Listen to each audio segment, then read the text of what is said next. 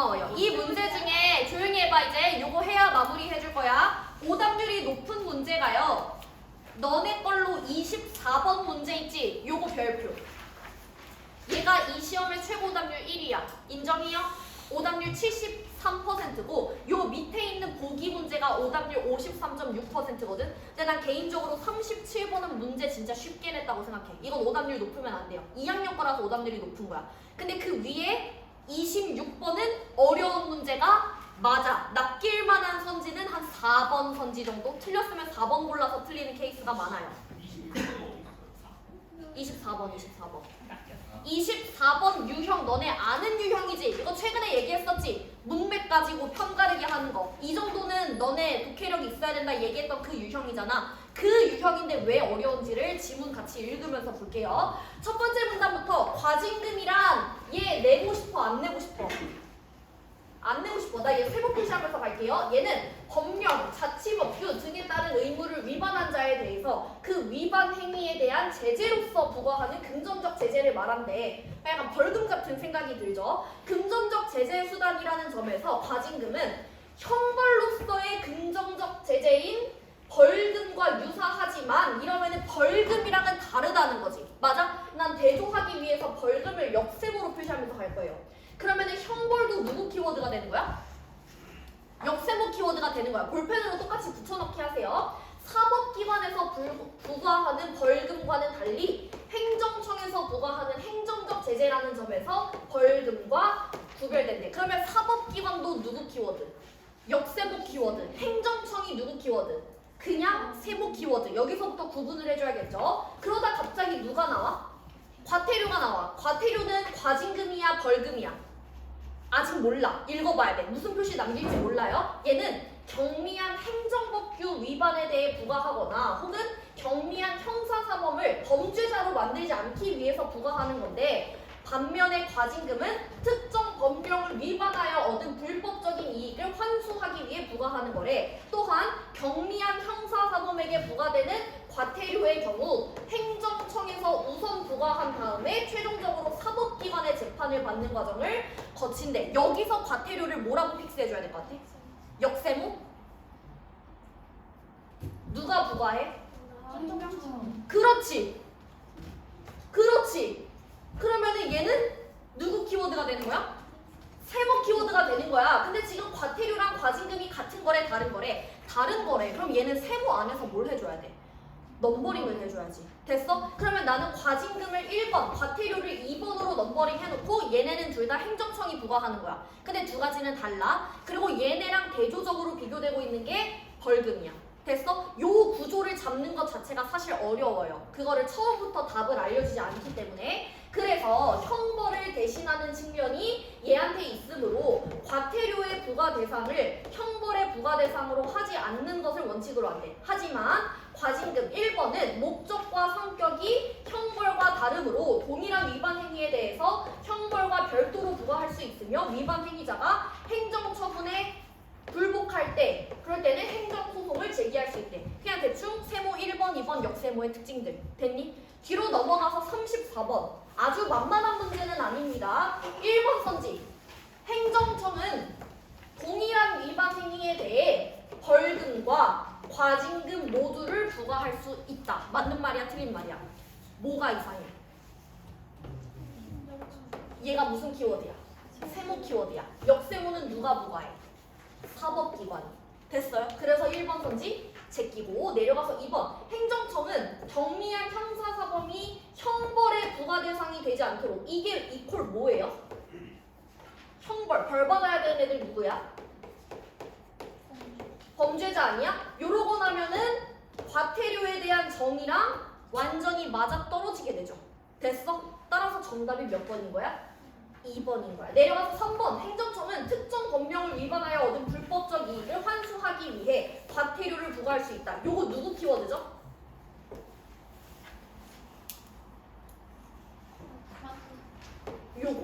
요거 키워드. 따라서 얘도 불일치하기 때문에 제껴야지. 1번, 2번 넘버링 안 해놨으면 구분하기 힘들겠죠. 행정청은 경미한 행정법규를 위반한 행위자에게 형벌로서의 금전적 제재를 부과할 수 있다. 얘 또 뭐가 이상해?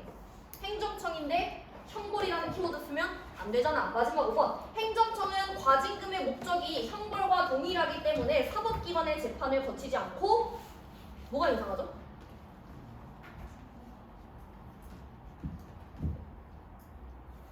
뭐가 이상해요? 여기 밑에 있는 선지는 어려운 거 아니잖아. 그치? 애들이 고민할 선지는 사실 이 두 개입니다. 1번부터 걸려서. 됐어요? 정답 2번 체크하고 두 번째 문단으로 넘어갑니다. 현행법상에서 과징금 제도는 뭐를 깊게 파고들 건가 봐. 세모 1번을 파고들 건가 봐. 얘는 여러 가지 유형으로 규정되어 있지만 큰 범주에서는 경제적 이익 환수 과징금과 영업정지 대체 과징금 등으로 나눈대. 뭐를? 과징금을 뭐 해줘야 돼? 넘버링 해야지. 그렇지. 나는 얘를 1-1번, 얘를 1-2번으로 넘버링 해놓고 갈게요. 그 중에서 먼저 1-1번은 불법 행위로 얻어진 경제적 이익을 다시 환수하기 위한 제도로 위반 행위에 대한 제재로서의 성격과 부당 또는 불법적 이익을 환수하거나 박탈한다는 경제적인 성격을 함께 가지고 있대. 또 성격 몇 가지를 나열했어? 두 가지를 나열했어. 그러면은 요거랑 요거를 뭐 해줘야 돼? 넘버링 해줘야지. 그래서 나 요 성격을 A라고 치고 요 성격을 B라고 넘버링 하면서 읽었어요. 됐어? 그럼 그 중에서 전자의 성격은 뭐야? A야. 근데 얘는 뭐래? 모든 제재 처분이 가진 공통점이래. 따라서 본래적인 거는 어디에 있대? 뭐가 중요하대? B에 있대. 됐어? 이런 측면에서 이 유형을 본래적 의미의 과징금이라고 한대. 그럼 얘가 지금 누구의 동의어예요? B이자 누구 얘기를 하고 있어? 얘의 동의어인 거지. 됐어? 이 유형이 지금 이 유형이잖아요. 그리고 얘는 얘의 성격이 강하다라는 거지. 됐어? 이 유형의 과징금은 불법적 이익의 환수를 목적으로 한 기존의 몰수 추징 제도가 요게 복잡한 형사 절차로 인해서 집행 과정에 어려움이 많다는 점을 고려해서 환수 절차의 효율성을 높이기 위해서 등장한 애래. 두 번째 문단 다 읽었어요. 넘어가서 35번에 제낄 수 있는 거 2번 선지를 봤더니 이게 아까 1-1번이었거든? 근데 나 얘는 몰라. 아마도 얘가 1-2번이겠죠. 근데 뒤에서 뭐래요? 위반 행위에 대한 제재로서의 성격. 이게 몇 번이야? A야. 근데 A는 뭐라 그랬어? 공통적인 거. 그러면 안 봐도 얘도 해당되겠죠. 그래서 2번 선지가 맞는 말이고 내려가서 3번 선지. 본래적 의미의 과징금 얘가 1-1번이에요. 기존의 몰수 추징 제도가 지닌 집행 과정의 어려움. 요거 때문에 어려웠지. 그래서 효율성을 높이기 위한 거다. 맞는 말이고. 내려가서 4번. 얘와 달리 요거 뭔지는 모르겠지만 위반 행위자가 행정처분에 불복할 때 행정소송을 제기할 수 있는 거는 몇 번째 문단에 있었어? 첫 번째 문단에 누구의 공통점이야? 과징금의 공통점이야. 따라서 얘와 달리라는 얘기를 하면은 안 되겠죠. 정답은 몇 번이다? 4번이다. 넘어가서 3문단. 여기가 중요합니다. 영업정지 처분은 나 이거 뭔지 몰라. 새로 용어 정리해야 돼. 근데 영업정지는 뭔가 처벌의 의미를 가지는 거잖아. 그래서 얘도 세모로 남기고 싶은데 요러면은 구분이 안 될 것 같아서 요렇게 표시하면서 갔습니다. 얘는 영업의 전부 또는 일부를 정지하는 행정처분인데 행정청은 영업허가 등의 수익적 행정행위를 집행한 후 얘도 10점이지. 그 다음에 영업정지라는 강력한 제재수단을 통해서 행정상의 의무를 위반한 영업자를 관리하고 제재할 수 있대. 하지만 영업정지로 인해 공공의 편익이 감소할 수 있어서 의료, 복지 이런 분야처럼 공공의 편익이 중대한 영향을 미치는 영업에 한해서는 영업정지를 하지 않아. 영업을 계속하라고 해. 그 대신 너 잘못했으니까 영업정지 처분에 해당하는 영업정지 대체 과징금을 내. 여기까지 말이 어렵지 내용은 이해가 가죠. 그럼 이게 뭐야? 아까 넘버링 했던 1-2번이야. 쉽게 얘기하면 영업정지 대신에 그냥 돈 내고 떼워라 요거잖아. 계속 갈게요. 이 유형의 과징금은 본래적 의미의 과징금의 성격 또 띄고 있대. 이게 뭐야? 뭐라고 넘버링 해놨어? B 이퀄 뭐였어요?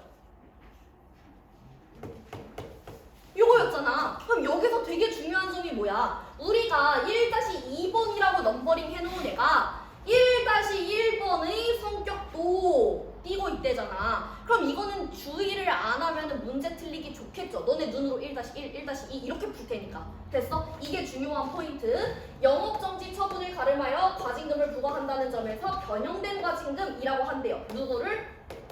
1-2번을 우리 예산이랑 일치하죠. 이 유형에서는 행정집행 과정에서 행정처분이 결정되기 전에 위반 행위자가 의견을 제출할 수는 있지만 내가 영업정지를 당할지 돈으로 때울지는 선택할 수 없고 공익성 판정에 대한 민원 등 처분의 결정에 불복하는 경우가 많아서 행정집행 과정에서 어려움이 발생할 수도 있대. 그러니까 뭐 예를 들어서 너는 공익성이 높으니까 돈으로 때우고 너는 공익성이 낮으니까 영업정지야. 그러면 우리가 왜 공익성이 낮아요? 이럴 수 있잖아. 그치? 그런 얘기를 하는 거죠. 이 때문에 실제 행정집행의 효율성을 고려해서 위반 행위자에게 처분의 명시적인 선택권을 부여한다는 주장. 그리고 공익적 성격이 적은 애들까지도 영업정지 시키지 말고 얘네도 과징금으로 떼워달라라고 하는 입장이 보완하기 위한 해결책으로 제시되었대요.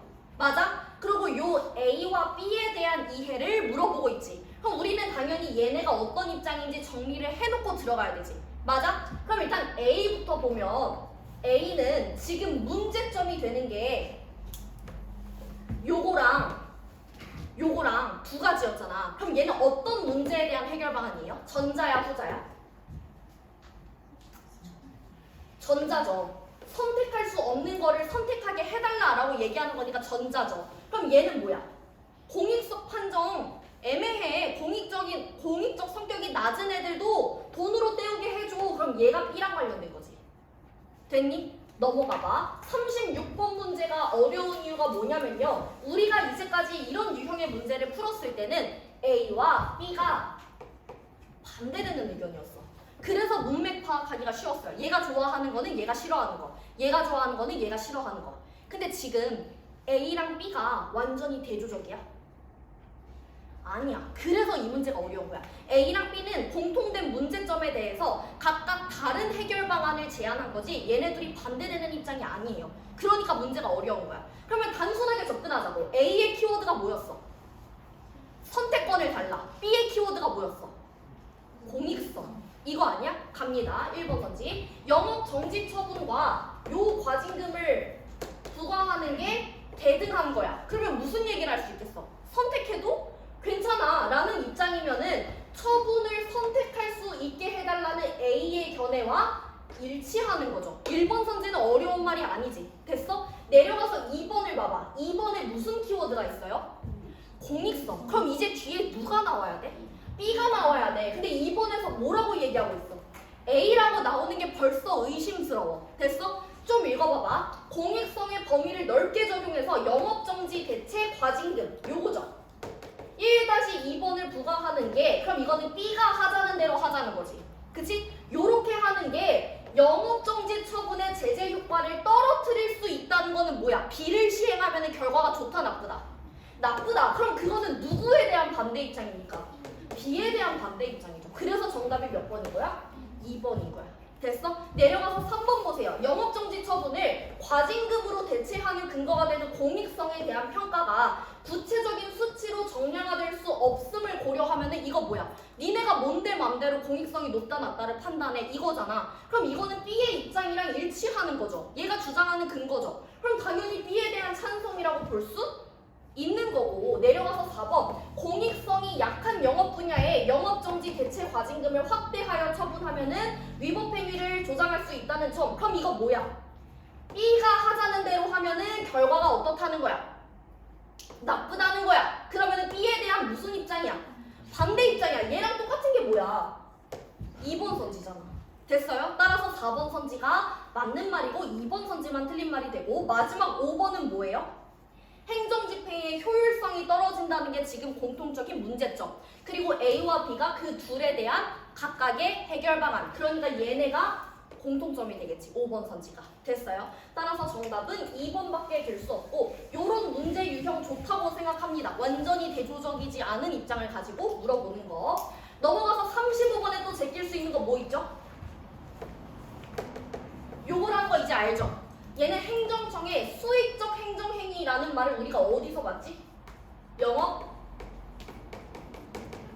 허가 라고 예시를 주지 않았어? 방금 읽은 문단 앞부분에 요게 이루어진 다음에 영업정지 처분이 있을 수 있다 라고 얘기한 거지. 그러면 당연히 사후 관리수단이라는 말도 맞는 말이죠. 됐어요. 1번 선지 제끼고 마지막 문단으로 갑니다. 과징금은 국민의 이익을 침해하는 침입적 행정행위이므로 법률 유보의 원칙이라는 거를 따라야 되는데, 이 원칙이 뭐냐면 행정작용이 행해짐에 있어서 법적 근거가 요구된다라는 거래요. 따라서 과징금의 근거가 되는 개별 법률에서는 부과 및 징수의 주체, 부과 사유, 상한액, 납부기한 연기, 분할 납부 등에 관한 사항을 명확히 규정함으로써 침입적 행정행위의 남용을 방지하고 있대. 그래서 과징금은 일괄 납부하는 게 원칙이지만 자금 사정에 현저한 어려움이 예상되는 경우 돈이 없어. 그러면은 납부 기한을 미루거나 아니면은 쪼개서 내는 것을 허용해준대요. 그리고 과징금 납부 의무자가 기한 연기나 분할 납부를 하려고 할 때, 그럼 위에 있는 내용을 다시 받는 거죠.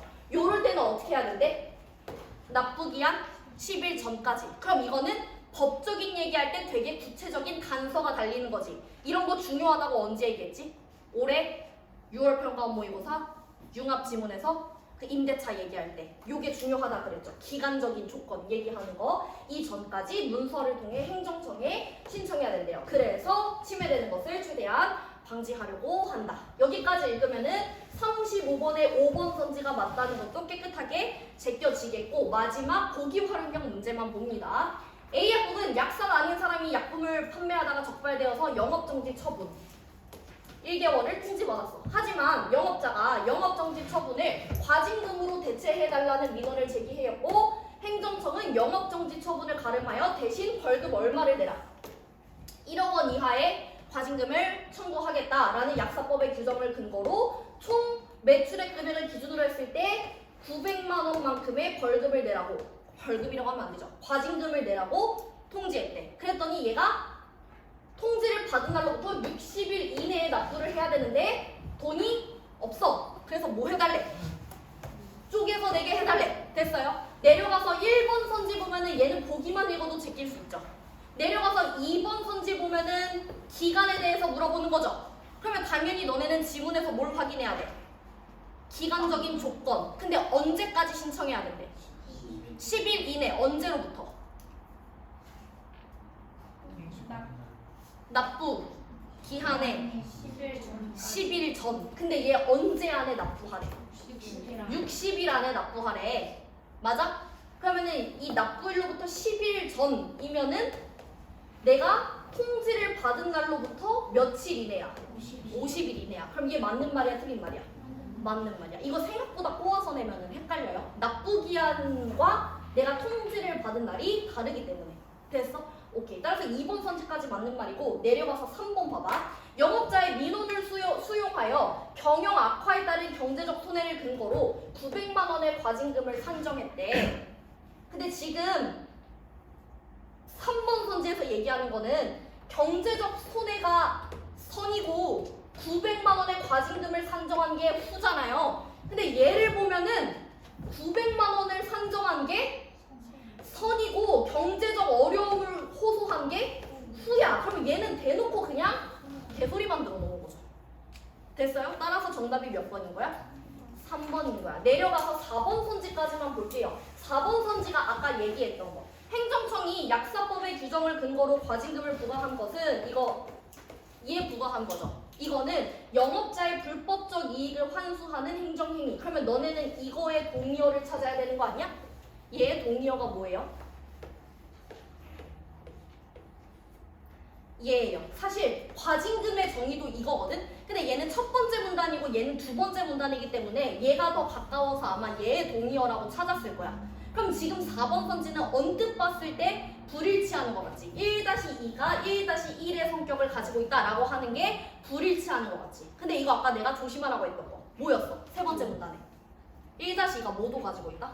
1-1도 가지고 있다. 따라서 얘는 틀린 부분이 있다 없다? 없다. 그래서 정답이 될 수 있는 거는 3번밖에 없는 거예요. 됐니? 오케이. 여기까지 보면은 될 것 같고요. 요 밖에 어려운 문제는 뭐가 있었냐면 간단하게만 언급할게. 우리 13번 의류건조기 보기 활용력 문제 있죠. 나 이거 돌아다니면서 봤는데 윤서랑 수아가 둘 다 점수가 잘 나왔잖아. 아까 둘 다 칠판에 이름 적었잖아. 둘 다 정확하게 풀었는데 얘 잘못 푼 친구들은 A, B, C를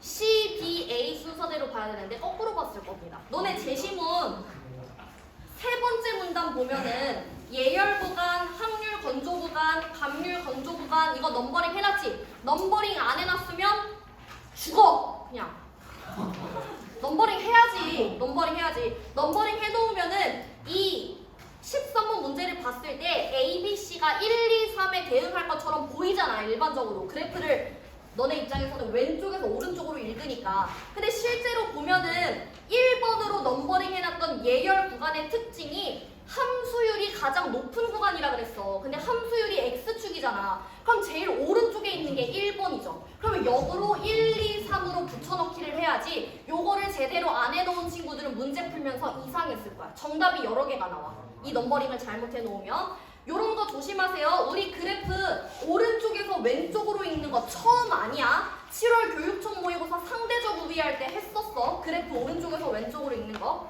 오케이. 얘랑 앞으로 넘어가서 의류건조기 지문의 10번이랑 12번도 오답률이 50% 근처긴 한데요. 10번 문제는 데핀 공기를 드럼으로 이동시킨 거니까 드럼 안에서 데피는 거랑은 다른 얘기죠. 내려와서 12번 문제는 선후관계. 1번 선지랑 3번 선지 둘 다 선후관계. 요 정도 보면은 될 것 같고 뒤에 문학 있죠. 너네 현대시로 와볼래? 31번. 31번 문제 오답률이 무려 62.4%야. 근데 얘들아 특정 시어를 반복하는 거는 그냥 진짜 단어가 2번 이상 반복되면은 쓸 수 있는 말이에요. 근데 가제시문은 옛이라는 말이 반복되고 나제시문에서는 아버지라는 말이 반복됩니다. 이거 틀릴 만한 문제 아니에요. 해설지 보고 오답하시고 비문학은 세 지문 다 자필 해설지를 보낼 거니까 그거랑 비교해서 다시 풀어보시면 되겠습니다.